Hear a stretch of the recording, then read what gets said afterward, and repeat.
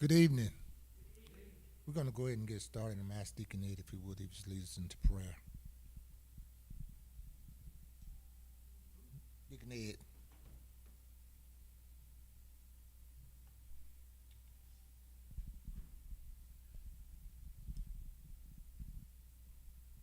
Our God and our Father, we thank you tonight for the many blessings that thou hast bestowed upon us. Dear Heavenly Father, we thank you for each person that represented us tonight, one by one and name by name. Dear Heavenly Father, we come tonight with humble hearts. We ask that we have an open heart to receive what is going to be said and done tonight. Dear Heavenly Father, forgive us for our sins, seen and unseen. Dear Heavenly Father, we try our best to do what is right, dear God, but we know that we're going to fall short of the glory of God. But dear Heavenly Father, we're so grateful and so thankful that you're the one that's going to lift us up and build us up. So God, we just say thank you right now. We thank you for the speaker of the hour tonight, dear God. We pray that what she's going to do and say tonight, dear God, is going to be benefit to our soul and our hearts and our minds. Dear Holy Father, we ask that you we pray tonight that she's going to do what you would have her to do in the name of Jesus. Dear Heavenly Father, we thank you for each one of us tonight, for our life, health, and our strength. Dear God. Some of us are weaker than others, but dear God, we know that you're going to hold us up because you just said that, just hold on to his unchanging hands. Dear God, and we say thank you. Dear God, we ask that you just be with us and stand by us. Lead us and guide us in the direction that you would have us to go. In the name of Jesus, I pray. Amen. Amen. Amen. Certainly, we do want to thank Deacon Ed for that prayer. We do want to thank you all for coming out tonight. Pastor, he's here, but he won't be doing much talking tonight. He had some oral surgery, so we want to make sure he'll be ready for Sunday. So we're going to keep him quiet tonight. But nonetheless, it is important that we understand the importance of mental health in the church, in the black community. We all have members of our family who has been affected by mental health. The Bible says that we should be prosperous and be in good health, even as our souls prosper. Mental health is a part of being in good health. Tonight we have Mrs. Pamela Petrie, giving us a presentation on mental health and how it affects us directly and indirectly. So please, let's give her undivided attention and let's be engaged and ask questions.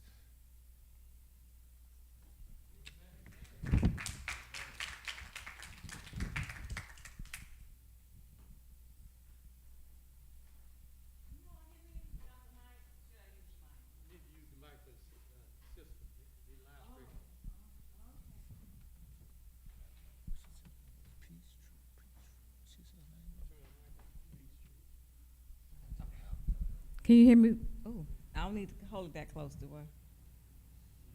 Okay. Well, good evening, and it's good to be in the house of the Lord one more time. So, giving honor to God, just want to thank you again for him bringing me here tonight. My name is Pamela Petrie. I work at the Salisbury VA. I have been there since 2017.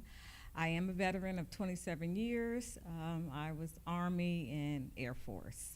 And so I've done a lot, but to the grace of God, I've made it through.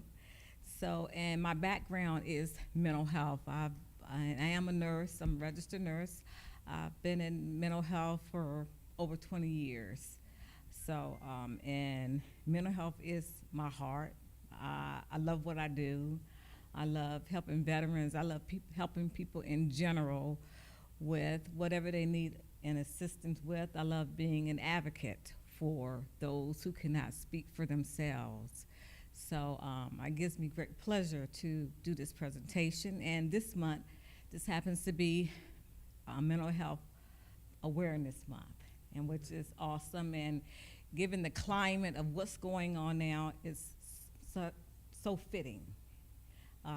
in reference to, of course, the shooting that took place yesterday and 2 weeks ago, the other shooting before that. So we're in a lot of warfares, so, and our mental stability is taking a toll. And not only, and within the black community, we have our own struggles, racism and, the killings in our own culture. We have our struggles outside of other stuff that's going on. So, and this is going to be interactive. So don't just be y'all nodding your heads. I want you all to participate, ask questions. If something that you don't understand, let me know. So I want your participation too. If I ask something, let's answer it. So this is interactive. This is learning for us, for everybody. So we will all, when we leave here, we will have a better sense of, I hope. So, and to start off, mental health does not discriminate. It don't care, black, white, Jew, Gentile. It does not. It don't care. It will affect any and everybody. So, and it's not a curse. So, there's a myth. It's not a curse. It happens, and there are some reasons why it happens. It could be genetic. It could be socioeconomic reasons. It could be lifestyle. It just a plethora of things that could occur that happen, and one would encounter mental health issues. And within the black community itself, 1 in 3 black adults who need mental health, they may receive it. And that's not a lot. 1, 2, 3. 1, 2, 3. That's not a lot. So them two, they might not. But we as a black community, we need to, instead of running away, or we have the stigma that long has been going on, that nothing is wrong, you just suck it up, pray over it, that's how it is. And that's how we do, instead of seeking help, and the issues are still there. They don't go away, and it goes on to the next generation, because we learn from what we see and from what we hear others doing. And black Americans in the U.S. are more likely than whites to report persistent symptoms such as emotional distress, sadness, feeling hopeless, helpless, but then they tell not the right people that can help them. You tell Aunt Betty said, honey, that's been going on for years. Don't worry about it. That's a family thing. You want. So guess what? You won't get no help. You just, okay. But issues just snowball. Things get worse and worse. They don't get any better if you don't get any help. They don't get any better. They just get worse. And then when it gets to the point where it's a ball of explosion, maybe Billy Bob needed some help. But then by that time, it may be too late and it may not. So if nothing else, I advocate for people, if you know or recognize changes, suggest that, hey, maybe you need to see somebody.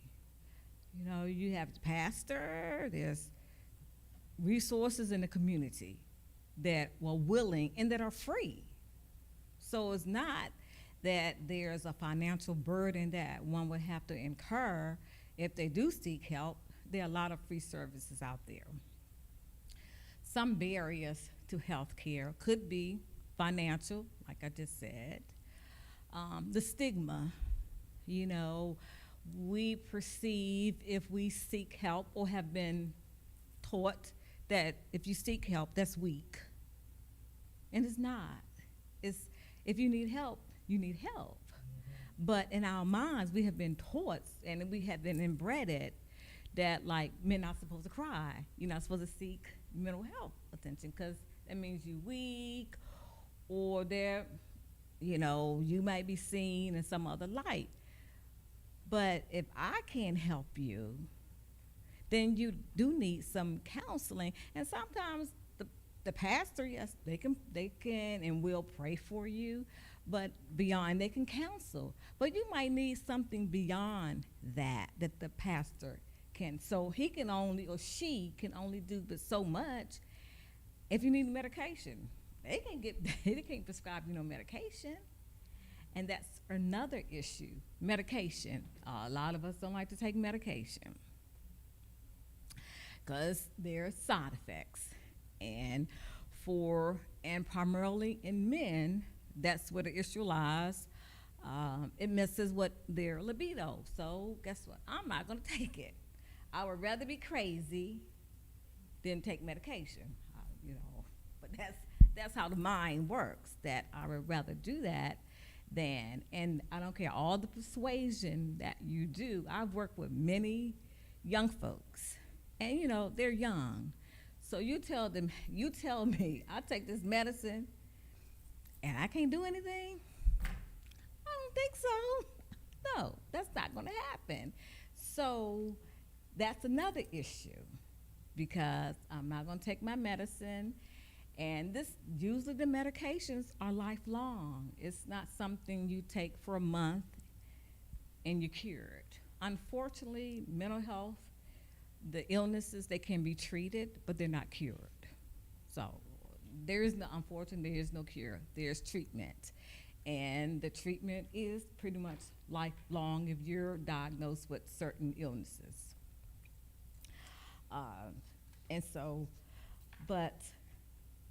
And most of probably the top two mental disorders are depression and anxiety. Depression, feeling sad, feeling hopeless, no energy, and some symptoms, can't sleep, or I sleep too much, don't have no appetite, or I eat too much. There's, they isolate, and you may know some people that have exhibited some of these symptoms, but think, I don't know if they're okay or not. But it would behoove one just to ask, Miss So-and-so, are you okay? Or if you don't see them for a minute, because if they're isolating in their house, you don't know what else is going on in their home. They're avoiding people, and maybe they just cannot get out of bed because depression can be so debilitating that you can't get up. And a lot of people don't understand, just get up. It's not that easy. I can say that, but if I don't have the energy, I just don't feel like doing anything. I just don't feel like talking to anyone. That's a sad, sad place to be in. And yes, Pastor, you can pray. You can pray, you can pray, you can pray. That's good. But still, that's not going to be the answer to get that person out of that hole that they have already sunk themselves in. So that's when medication is needed. And you see, there's certain people in church, you sit by all the time, and then when you don't see them or they acting kind of strange, just ask, are you okay, sis? Are you okay? You need anything? And I think with so much going on right now in our community, we just kind of, I don't know, should I ask? I don't want to be nosy. I don't want to be getting in nobody's business. But it's not getting in nobody's business. They're showing that you care. And sometimes that's all one needs is to somebody say, hey, you all right? And then the floodgates will open. They just need somebody to open up the door. And there's some that will tell you, I'm okay, I'm all right. And those are the ones that you really need to watch because their behavior is kind of strange because I've worked in suicide prevention for 4 years. And so many of my patients have said, I'm good. few months down the road, they good, but guess what? Later on, they end up committing suicide. And So what's, excuse me, Uh-huh. so what's the next step right there? We- When they say I'm good, and you know they're not, what's the next step that you need to do, we need to do? the next step that if you notice that truly they're not, because you can kind of tell when some people are putting on a facade, but some people are really good at, because that's their life. They have been always been putting on facades for so long that it's nothing. And sometimes there's nothing that you can do but just go on their word. But I would consistently check. You can, hey, I'm just calling I'm gonna call you every week to make sure that you're okay. Because that very week that you don't call, that could be the very week that something happens. But you can't stop a person that really wants to do harm to themselves. You can't stop that. Because it's already fixated in their head that this is what I'm going to do it, this is how I'm going to do it. They have already picked out where it's going to happen. All that has been planned. So, yes. And it's just some things that we have no control over when it comes to suicide. So do you go ahead and call maybe some type of service to have them to follow through with it or something? Or What do you mean? some type of suicidal intervention service? If truly if you see that they have really gone into a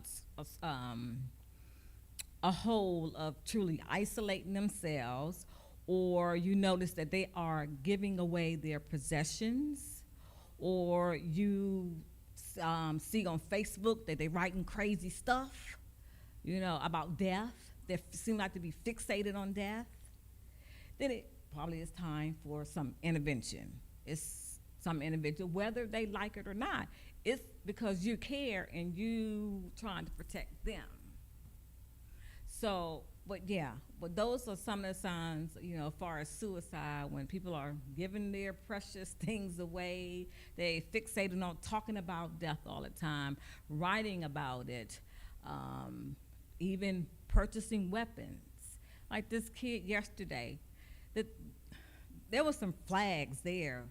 People missed the flags. There were some flags with this young man, and unfortunately, he fell through the crack. So, but, we can't catch everybody. You know that. I'm sorry. But you can't catch everybody. But as many as you can, you do. Some people, Sister Sally, she be dressed from head to toe. But this one Sunday, she kind of got things kind of messed up. That might be some person you might want to ask, you okay? You okay? And there's other diseases like bipolar disease. They go from high to low. They love that mania phase because they can do everything. Everything. I feel good. They racing. Their thoughts are racing. But they get a lot of stuff done. That's how they feel. I used to have this one lady when she used to come into the hospital. We always knew when she was mad. Her lipstick would be all over her lips.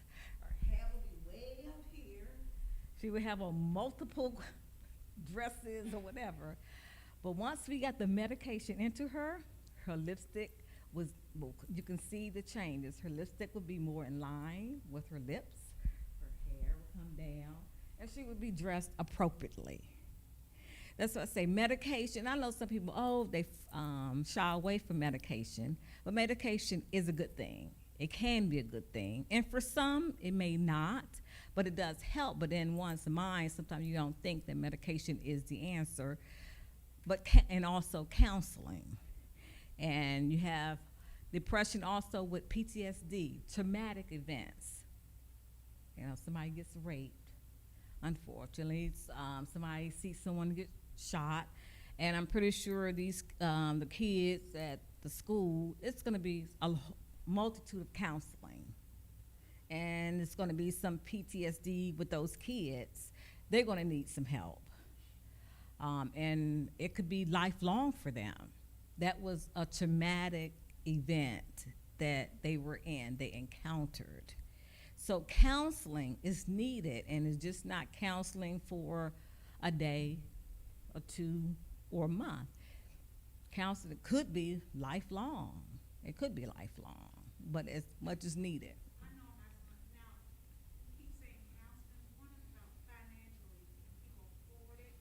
Because, you know, a lot of people saying, I don't have insurance, I can't afford it.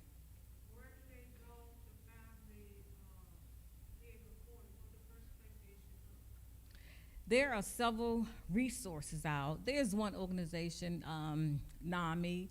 There's also in the communities, there are free resources. People just need to tap in, because if you've not used them, then you don't know of them.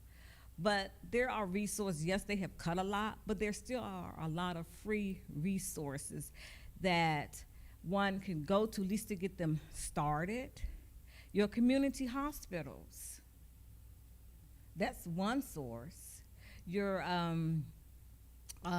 they have these mobile crises which come around when there is a crisis. That's a free service. So there are free services, or services that one can get based on your limited income. So if one doesn't have insurance. So there are resources out there. I have a question. Uh-huh. I work in the county school, Mm-hmm. and it's like, it's real sad, because we have over a handful of kids that you know, oh, Pat's gonna give me a speaker like y'all can't hear. Oh, no, I can't be saying nothing about the school. Okay, now I'm all messed up now.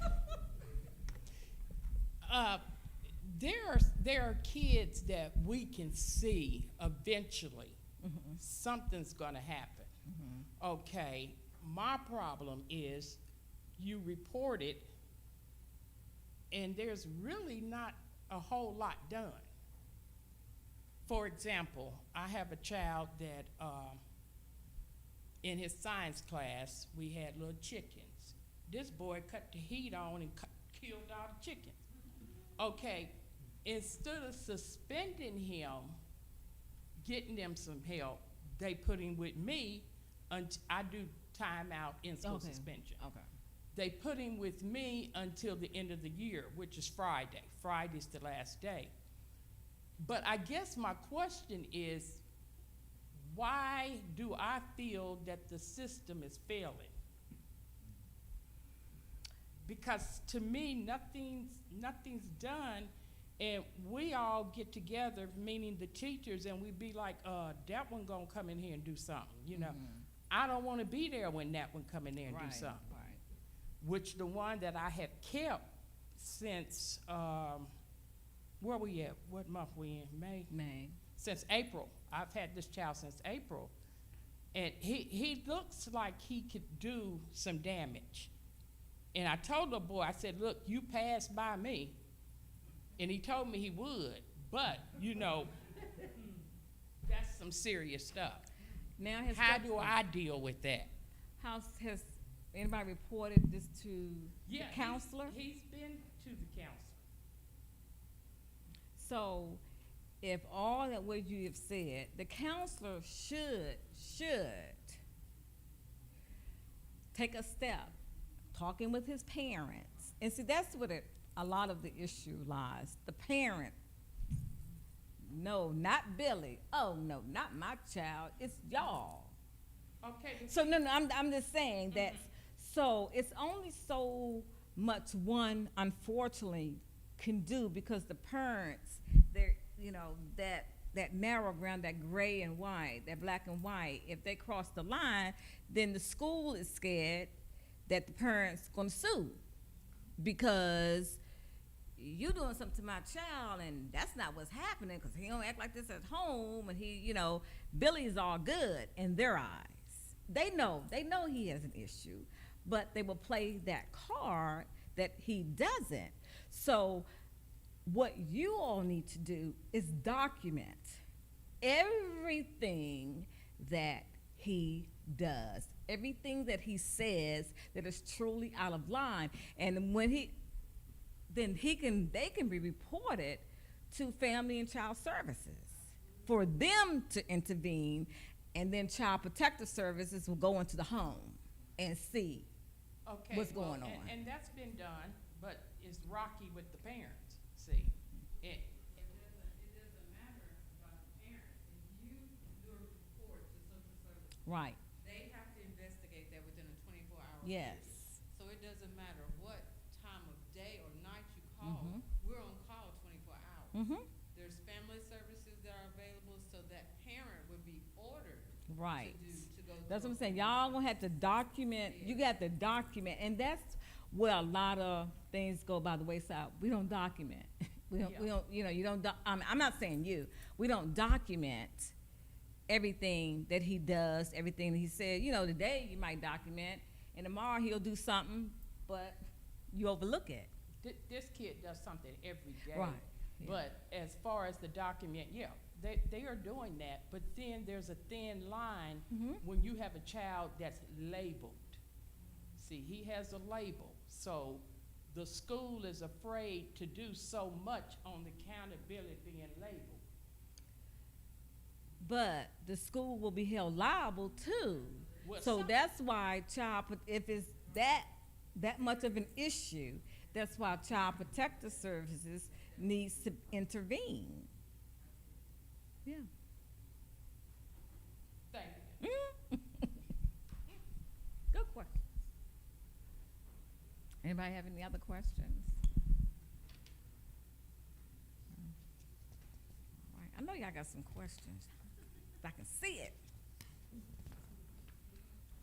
So, but I do have. I know you do, Sarah. Whatever question you have. Now, coming up in a community, most of the people, not saying this community, our Petersville community, not saying this community, but when you see a lot of African American communities up under stress, a long time they go to work, they not treated right, they come back. Do they cover all their depression and stuff up with alcohol? Do you notice that with alcohol and drugs? Or That's another barrier. Yes, we tend to, mask stuff with alcohol, with drugs, and that's another barrier as to why we as a community do not seek help, because we use those means as the avenue. It's cheap. It's cheaper, I should say. It's cheaper to get a bottle. It's cheaper maybe to get some drugs on the street than seeking professional help. So, and that's another issue in itself. Alcoholism and being drug addicted, that also falls into the realm of mental illness, because it could lead to other stuff. It could lead to depression. It could lead to PTSD. It could lead to anxiety. So, but that's how we as a community have somewhat learned how to cope. We use that as a coping mechanism, because somewhat we have been taught that you don't go outside the family. Why are you telling our business? That our business is our business. So nobody else should know what's going on in his household. So what do? You keep it within yourself. And you resort to alcohol, drugs, sex, stuff like that, to hopefully make yourself feel better, or cutting yourself. People cut themselves. We think, oh, that would hurt me, but that's a sense of relief for them. For those that are hurting that bad, cutting yourself feels good.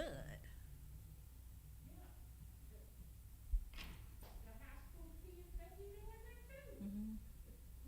Mm-hmm. So that's a method of coping, but that is a mental illness, that's tell you something is not right when you have a child or an adult that are cutting on themselves. And you know, with children, sometimes it's kind of hard to notice, you know, if they have a mental illness or not, unless it's a severe, like, in schizophrenia, that's, you know, you're feeling delusional, you have disbelief, you know, seeing and hearing things that are not there. But that usually doesn't present itself till one is about in their 20s. So you have other issues like little children, they deal with depression, they deal with anxiety. And for some kids, you just think, oh, they don't really like going outside. Is that truly why he don't like going outside?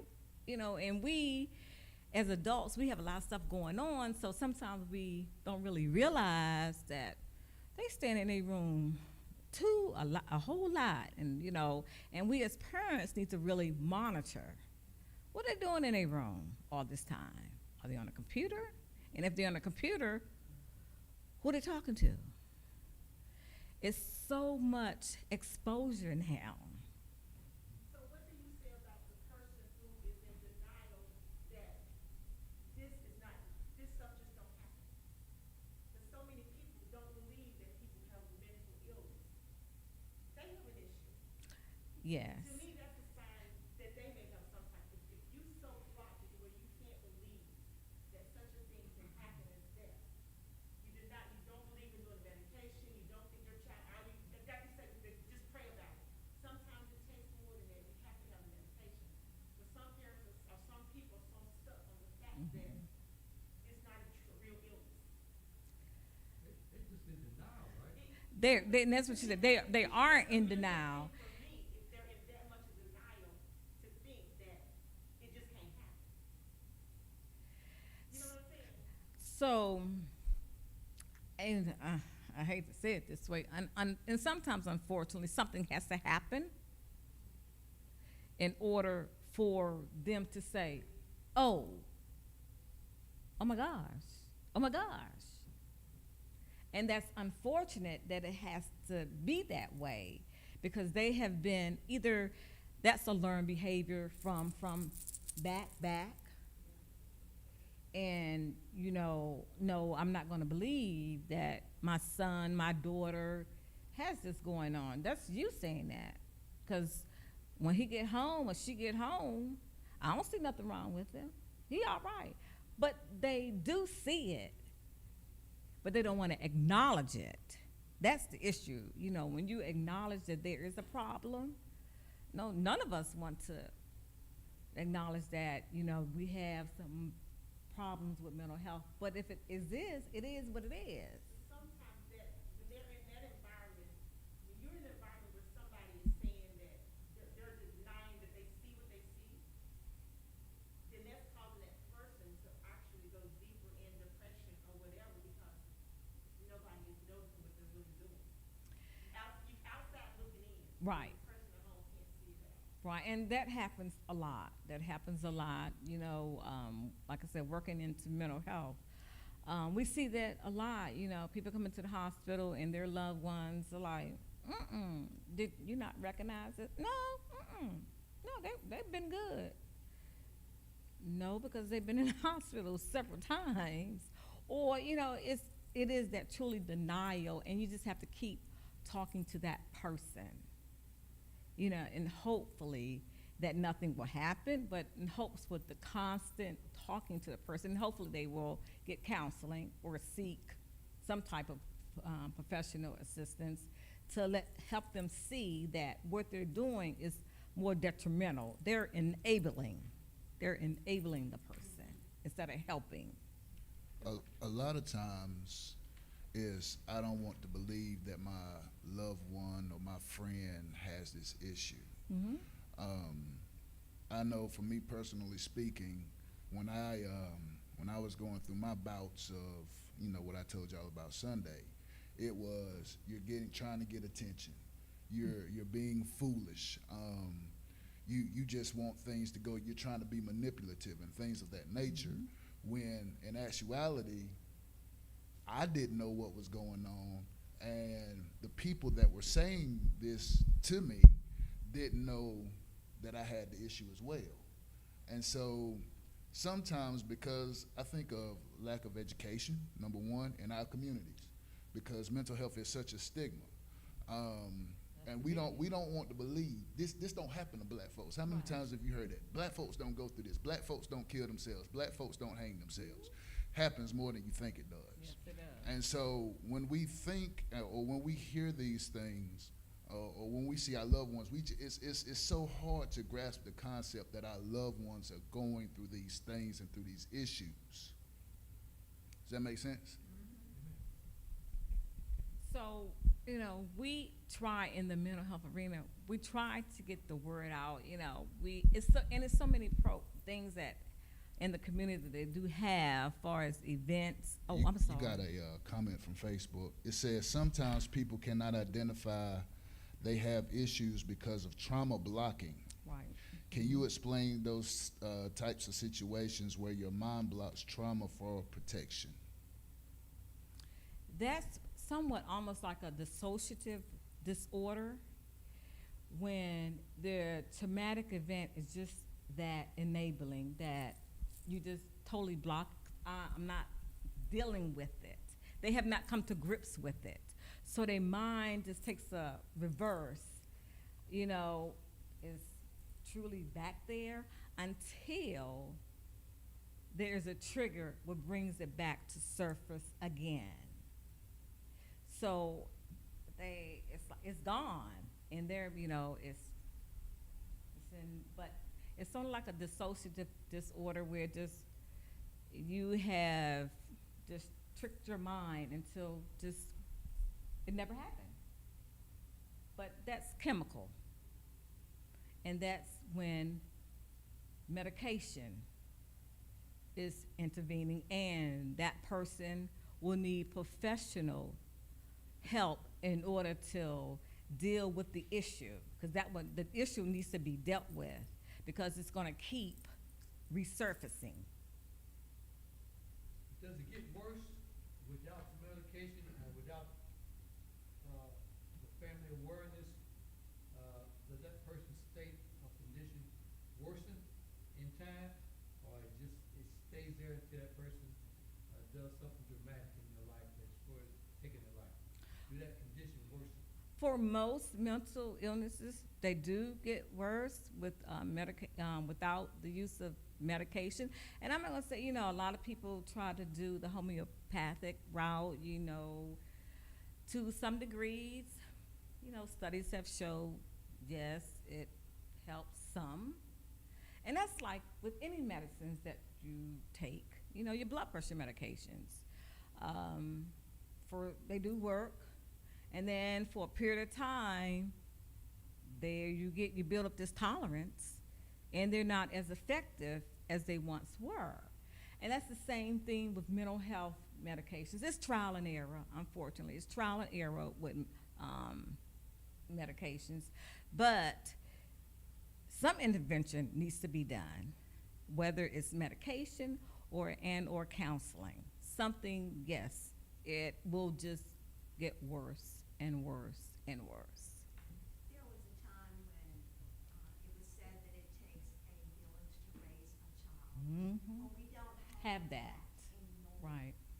Sometimes then you might reach out to a child. Sometimes you cannot do that because a parent may not necessarily want you to talk with their child. Correct, yep. Children, I think, have so many issues, so many things that they deal with on a day-to-day basis. Sometimes it just may be peer pressure. Sometimes I think when they do that or they cause issues, it's just because they're reaching out. They want help. I don't think everybody's intent is to be a bad person. Right. But they need to have help, even maybe if there was someone that they could just talk to on a one-on-one, just so they could vent. And I'm going to throw this out here. My son works at a high school in Texas. He often talks about how sometimes children will lash out. But it's not because they want that, but they want somebody just to say, I'm here for you. Exactly. I care about you. And sometimes there is a change in their attitude. So, And that's very true, Yeah. very much true. Just the other day, I called a patient about something that's irrelated, and we ended up talking.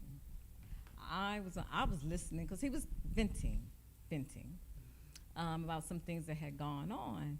So at the end of the conversation, he said, "Oh, I thank you. I thank you for listening. I thank you for taking the time. First, I thank you for calling me." And because at first I'm like, should I call him? I'm like, okay, I guess I don't know. The spirit say, call him, man, call him. So I did, but I listened. And it's not all the time that people need you to talk. They just need to get whatever is in out.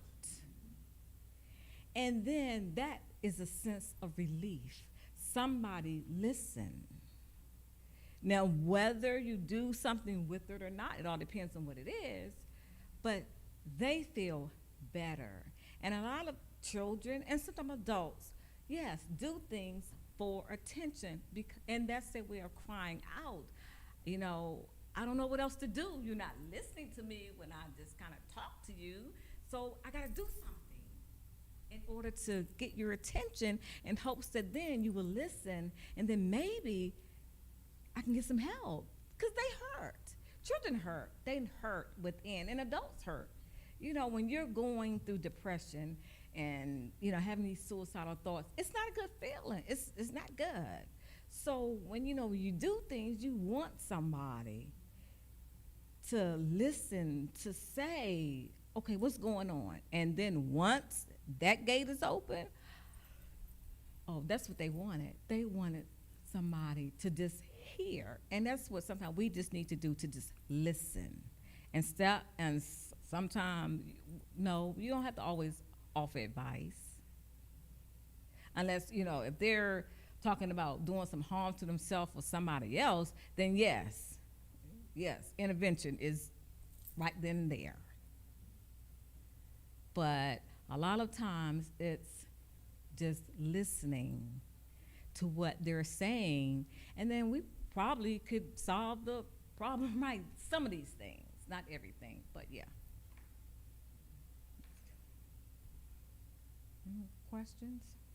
One thing that I learned doing CPE chaplaincy is that when you go into a lot of these patients' rooms, or even just with sitting with people, right? A lot of people just want to be heard. They don't want fixes, they don't want answers, they just want to be heard. And I think for us as a community, we need to stop per se trying to find answers and just listen to what the other person has to say. I totally agree. And, you know, like I said, mental health is my passion. I've been in it for over 20 years, and pretty much I think I'm good at it, because I love people. So, and you got to have that love for people in order to help people. And like I say, a lot of my time, well, all my time is spent on the phone every day. So from 8 to 4:30, I'm on the phone. And like I said, I used to work in suicide prevention for 4 years. But I recently came out of it because I felt myself kind of sinking into the hole, you know, especially when COVID hit. The suicide rate went up. You know, people had no outlet. So what am I to do? I can't do this. I can't go here. I have nothing. And that's how they felt. I have nothing, so they resorted to harming themselves. But we as a people, we need to recognize in that there are, you know, we hurt, and people need to talk to each other. We need to talk instead of, oh, no, this is family business. Well, your family not helping either. So, and sometimes you need to come out the family to get the help that you need, because family been with you umpteen years. And they know the issues that you have been struggling with, but the family don't help because, no, that's how it's always been. Uncle Joe was like that. Don't worry about it. He be all right. No. So we need to take care of each other. Yes. You know, I really like mental health because my son has schizophrenia. Mm-hmm. And I noticed it when he was maybe about 18. Mm-hmm. And he was very smart, but he wasn't smart in school, but he was smart with vehicles. He knew everything about vehicles and he knew different things, but I couldn't figure out what was going on. And I blamed it on myself because I was in nursing school. I wasn't paying no attention. I was quickly angered, mad, and fussing. And I talked to you about it, and you said it don't come from that. It comes just from chemical. With schizophrenia, yes, that's a genetic imbalance. So it's nothing that you did. You know, you took your vitamin, you went to your appointment, and that's another thing. We tend, if something is wrong, we take it personal. I mean, that's kind of human nature, but it's not. It's not us. It's something unfortunately that happens. And it's a lot of help out there. A whole lot of help that people have not tapped into because of the stigma. That if you seek help, there's, something wrong with you, or, like I said, we as a community, because other nationalities, they get help quick, fast, and in a hurry. So, and we need to take that same approach. When you notice a difference, I need to make an appointment for my child because something is not right. I've noticed blah, blah, blah, blah, blah. And we need to be advocates because, sometimes, all depending on the providers that you get, they think, we're not knowledgeable. We don't know. You go in there and you're like, this is what I have noticed in my child or my father, mother, whatever the case may be. You research. So, and when it comes to providers, I tend to kind of gravitate to our community. They know our struggles. They know our culture. But not saying that they always are right either. So, and I'm not saying that's a prejudicial move, but they know us as a people. So they can kind of have some type of empathy with some of the things that we have gone through or been through. So they can more so assist you, because that's what they're to do, to help you whatever the struggles that you're going through, not to give you the answers, but to help you through your issues that you are going through.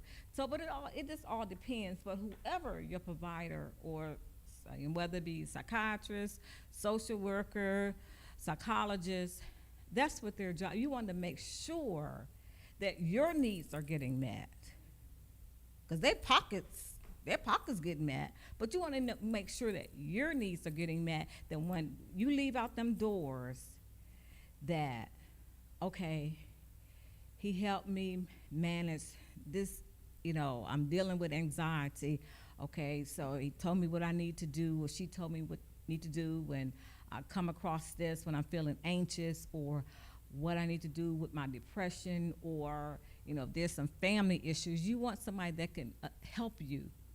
Not exactly tell you what to do, because that's not theirs. They're not supposed to tell you what to do.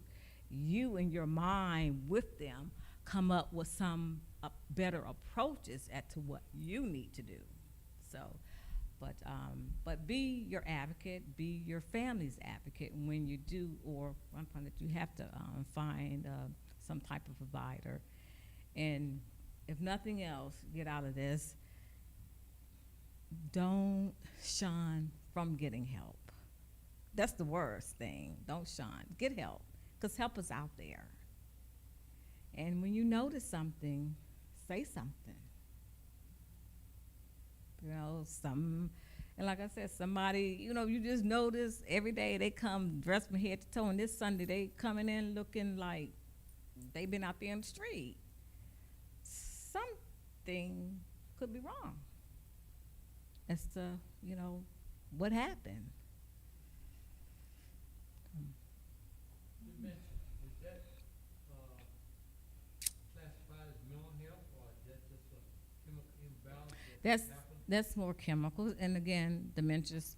They have medication to kind of slow the process, but it's not going to stop it. It just slows the process.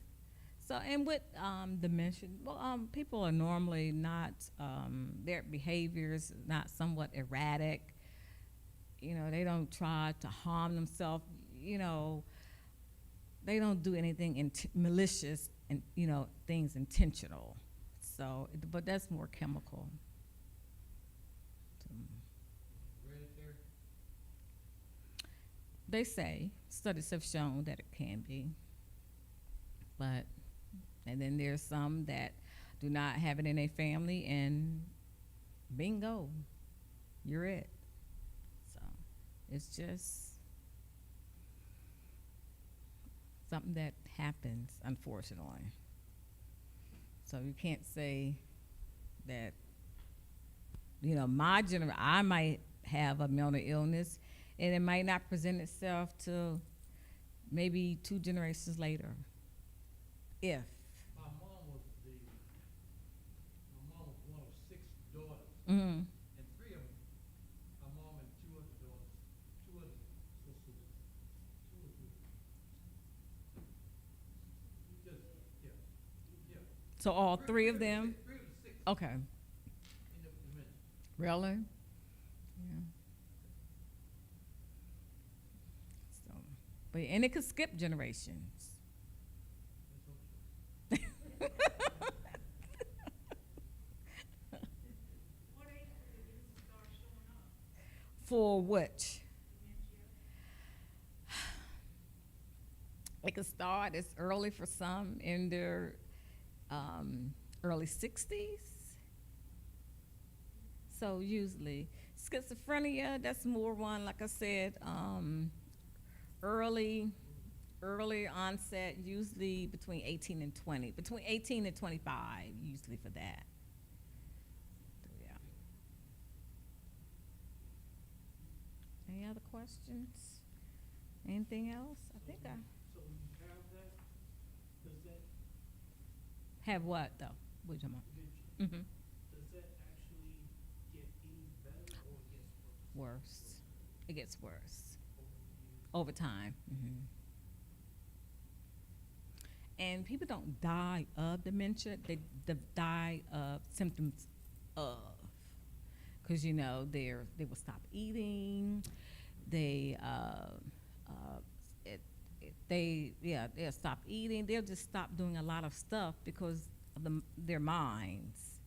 So it's not the actual dementia; it's the symptoms associated with that causes that leads to death. The mind tells the body, it causes the body to lose its motor skills. Mm. Let's say, you don't have to breathe, or you're not hungry, or you can't walk.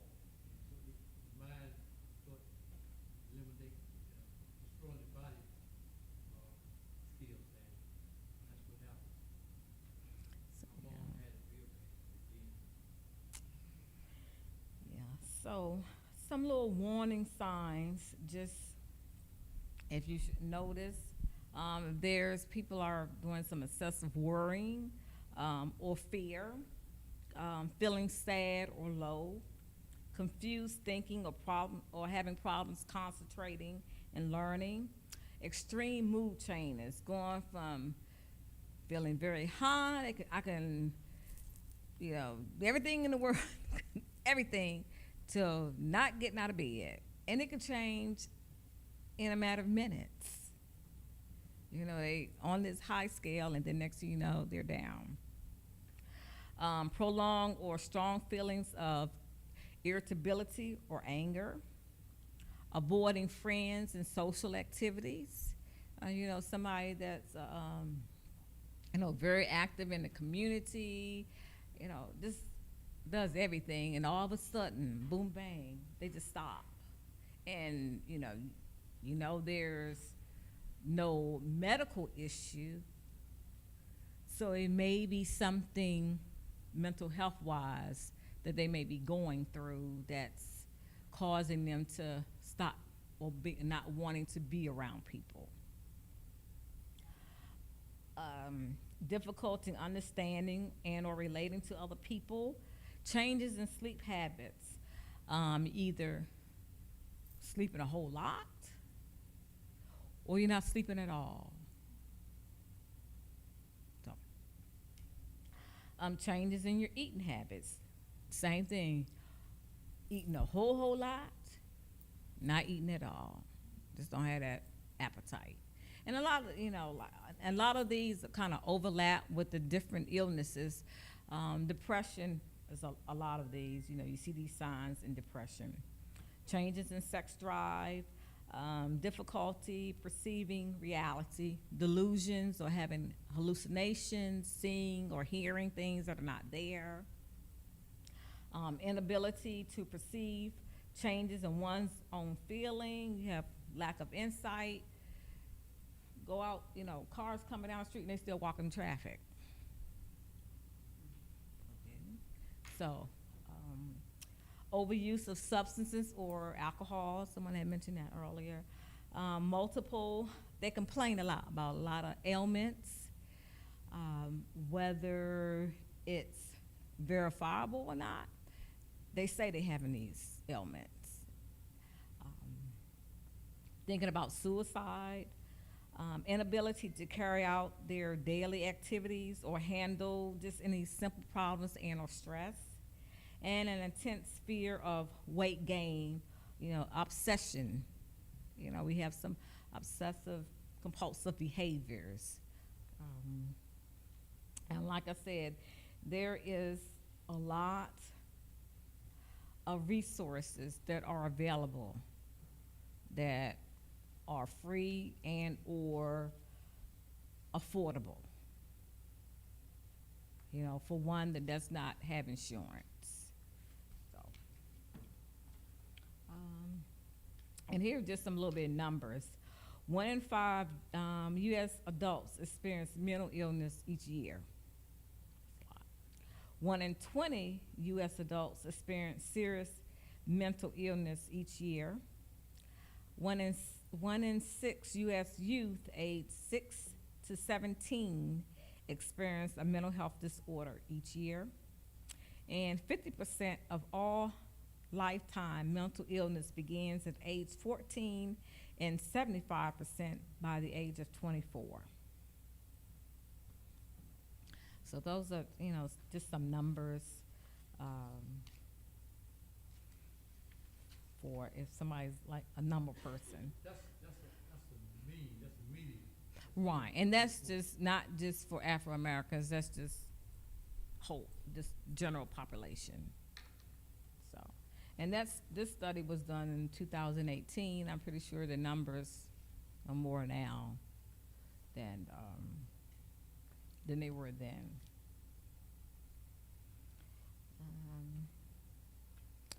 And that's about it that I have. Any questions?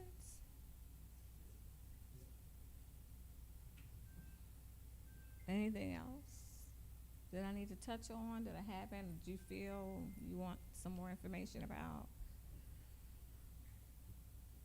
Don't be shy. How do you, determine that it's got to the point of mental illness? Say somebody acting strange and. Well, we as lay people don't. This ain't nothing. Say 2 or 3 years later, they go and do something dramatic, and then I got checked by the doctor and all that. And like the stuff going on now. Right, with the Some of this ain't no mental illness. right, exactly. But everybody wants to say it's mental, everybody right, and this could be one's behavior. Exactly. So, and that's when, of course, they would should have had some evaluations, and from the little I've heard about this young man, he had a lot of behavior issues going on. So that was a red flag right there, like almost like the kid that you were talking about in your school. So the red flags were there. People just turned their head the other way, and instead of getting the child some help, he just kept doing the stuff, and nobody really intervened and got him the help that he needed till it got to this point yesterday. And in today's society, these kids are really smart. Yeah, technology. Know exactly what they can do, know Yeah. exactly what they can get away with. Yes. Some of it is, faking, and then when they come up to harming somebody, I got a mental illness. And the internet or the media and social media promotes a lot. So that's where a lot of people learn everything from, social media. You can put in anything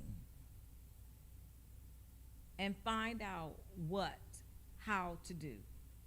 And monkey see, monkey do. It only takes one person, and then others will follow. They know it's probably crazy, but everybody, I gotta follow. They feel like everybody wants to follow and be, because the people that followed this young man on social media, why didn't somebody report it when he was doing this act? Because the other guy with the tops, when he was videotaping, they saw it. But nobody reported. Nobody called the police and say, hey, this guy's in this grocery store and getting ready to kill somebody. None of them reported it. Well, that's like in the school system. They don't have, I don't know about Lexington, but I know Thomasville and the county, they don't have any metal detectors, or these kids can come in with them, and you don't even know. So my prayers with y'all in the school. And I know at one point in time I did want to be a school teacher. The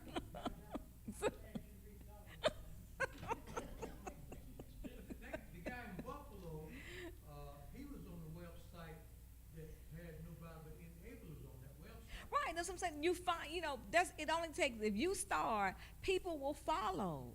So I don't know whether he started that site or he jumped on a site, but still, it didn't matter. They knew what he was getting ready to do because it was there, it was live. But none of them, right, none of them they knew he was about to take out these people, but nobody called and notified nobody. A great example when they attacked the White House. Yeah. All of them got mental illness. Think about it. They were going to attack the White House. No, I'm not gonna say they have mental illness. They knew. They knew. They knew what they were doing. The intent. Exactly. They had the intent because but prior to that, they knew what they was gonna do. The plan was already made. So never no mental illness. They want to claim now. So no. No, but they're a test. They're a test, and that they can do too. And the tests out there, the tests don't lie. They can tell when people are truly lying and when they are telling the truth. So if you get an assessment. Big senators that done that. What'd you say, that? What'd you say? I said that's enough. Oh.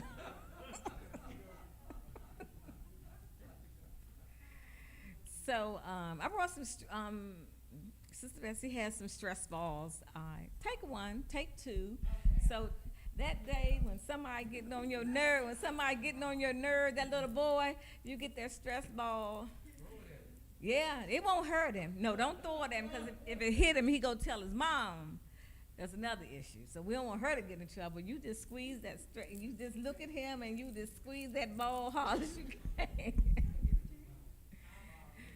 So, but I hope this has been some help. I hope you have gotten some out of it.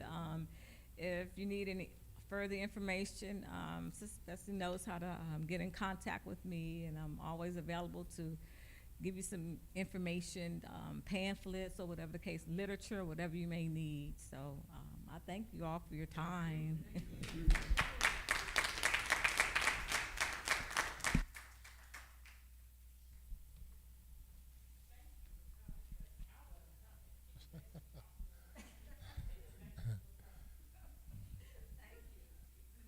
Amen. Amen. Certainly, we do want to thank Ms. Petrie for taking time out of her busy schedule to come inform us about the importance of mental health. And we also want to thank Messiah's Hand for inviting her to come out.